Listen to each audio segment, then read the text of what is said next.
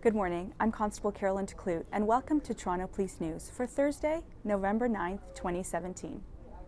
On today's episode, we'll recap what happened yesterday when 362 officers, civilians, and auxiliaries of the Toronto Police Service were recognized for their dedication of 20 years to 40 years of service. But first, let's see what happened in the last 24 hours in your city. Yesterday, officers responded to 2 separate reports of infants not breathing. Sadly, despite efforts by officers and paramedics to resuscitate the babies, both died. The deaths are now overseen by our Toronto Police Homicide Squad. This is a mandate that they investigate or assist in the investigations of deaths of children under 5. The officers involved in these cases, or any case of a death of a child under 5, are offered assistance through our Critical Incident Response Team. Officers responded to a stabbing call in the Jane Street and St. Clair Avenue West area. It is reported that 2 males were stabbed. Both were taken to hospital and their injuries are believed to be non-life-threatening. The suspects, all boys in their late teens, are still outstanding. Anyone with information is asked to contact 12 Division or Crime Stoppers anonymously. The Toronto Police Hold-Up Squad is investigating 4 separate robberies that occurred throughout the city yesterday. 2 of them, we made multiple arrests, and a few of those were young offenders. The SIU invoked their mandate to investigate 2 separate interactions that occurred yesterday.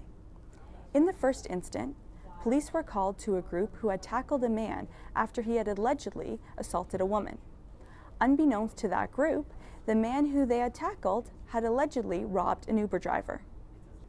In the second instant, Toronto Police Drug Squad arrested 3 men at Square One, which is in Mississauga.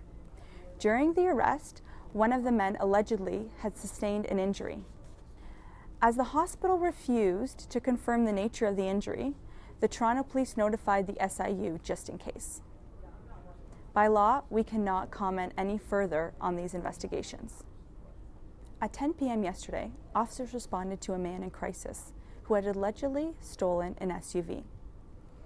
Officers located the man in the SUV in the Lakeshore Boulevard and Spadina Avenue area, but while attempting to stop the SUV, the man rammed the police cars and fled. Officers spotted the SUV in the Lakeshore Boulevard and Leslie Street area, again attempting to stop the SUV. Once again, the man allegedly rammed the police vehicles. Finally, officers located the vehicle in the Dundas Street East and Parliament Street area. As the man rammed the police cars in an effort to escape, it was seen that he was making a motion to reach for something.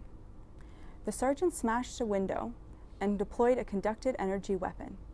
The man continued to fight, but was eventually taken into custody after multiple deployments of the taser. He was taken to hospital for a medical assessment. Inside the SUV, it is alleged that a pellet gun was located. Now for a safety tip. Are you ready for winter? The winter weather means you need to be prepared. Check out tpsnews.ca for the latest news release on driving tips from traffic services. As mentioned yesterday, members of the Toronto Police Service were honored in a ceremony at the Old Mill restaurant. Here's one of those recipients, Inspector Sonia Thomas. Let's take a look.